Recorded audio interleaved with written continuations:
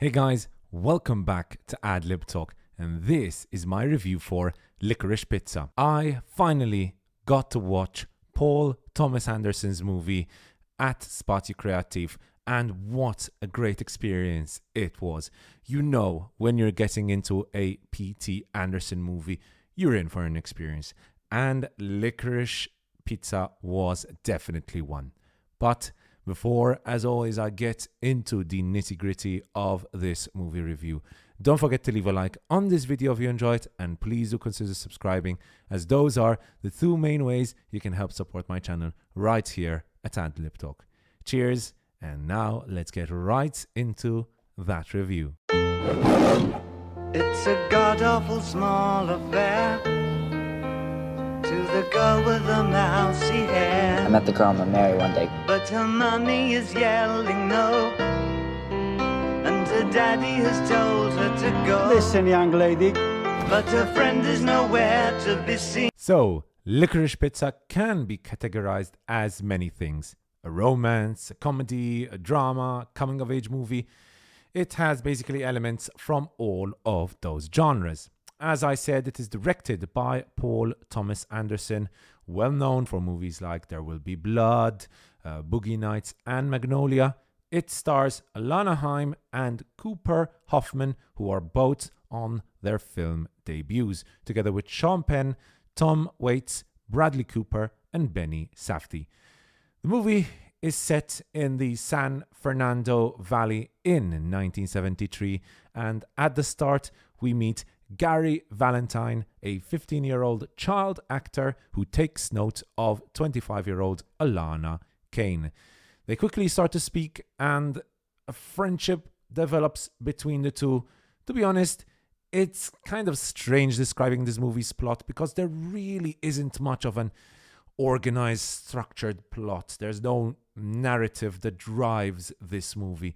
It's rather a number of different situations which involve mostly our two main protagonists. Now, let's start off with the performances. Alana Haim, just wow. What a performance. She really was the perfect casting choice. And you have to really consider this is her first appearance in a movie. I really am looking forward to seeing what she has to offer. She fits in so naturally as our feisty and temperamental love interest, and I put love interest in enormous inverted commas. In this movie, she is much more than just a love interest. Seeing her shout out, "Fuck you, teenagers," or running down the street to attempt to save Gary, who was captured by the police, is pure entertainment, and Alana Haim just gives her all in this role, which fit perfectly for her talents. She oozes charisma, dominates the screen. However, opposite her is another even younger actor, Cooper Hoffman, who just as much as Alana dominates the screen, comes up with the goods and an incredibly charismatic performance. He manages to kind of balance out the lovable goofiness of a 15-year-old, but also show a lot of maturity which is required for his role. The thing I love the most about the two young actors is just the wonderful chemistry that develops between the two, which helped make their friendship/romance feel incredibly authentic. The movie has several cameos by a number of stars. There's Bradley Cooper, who has dominated the talk about this movie, and he really deserves it. He's on the screen for around 7 to 8 minutes, but he is so good. The Barbara Streisand moment will not be forgotten easily. Sean Penn is another famous actor with a cameo here, and he too is pretty good, with a weird performance as a famous actor. Behind these great performances is a fantastic script. Clearly, the writing here is top-notch by Paul Thomas Anderson. The dialogue between the characters is sharp, funny at times. I was almost crying at some of those jokes. But it also has a good amount of drama.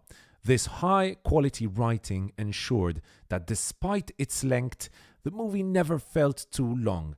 or too boring. You have to consider that this is a romantic comedy drama movie which is over 2 hours long, but it never felt too long. Because first of all, I loved our main protagonist and the writing really helped with that.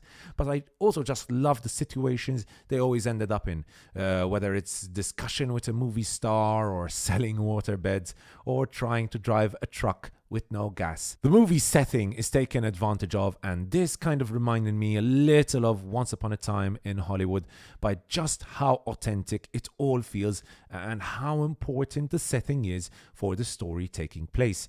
Visually, Licorice Pizza is a wonderful experience. It is pure early 1970s with the cars, the buildings, the costumes. Cinematography ensures that all of this is shown beautifully. The great soundtrack again helps with all of this, and we have a wonderful selection of songs that fit perfectly with the tone of the movie. Licorice Pizza feels just like a dream, to be honest. It has this dream-like feeling to it that I just couldn't shake off throughout our time with our two main protagonists. I just loved watching Alana, Haim and Cooper Hoffman's interactions together, and the fact that this movie is also a beautiful one really just adds to the whole experience. There are very little, if any, negatives here. Is it too long? Well, yes, it kind of is. Does it feel a little pointless at times? Oh, yes, at times it does. But at the end of the day, Paul Thomas Anderson has given us a great 1970s experience with wonderful performances, brilliant visuals, a great soundtrack, and ultimately, it is just a blast to watch. My rating for Licorice Pizza is a very good 4 out of 5. Action! Uncommon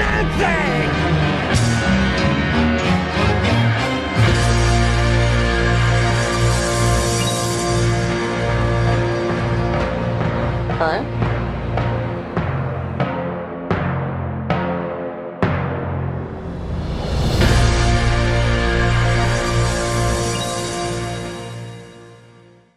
Thank you so much for watching, guys. I hope you enjoyed that review. And if you did, as always, don't forget to leave a like on this video and please do consider subscribing. Cheers, and I'll see you guys next time right here on Adlib Talk.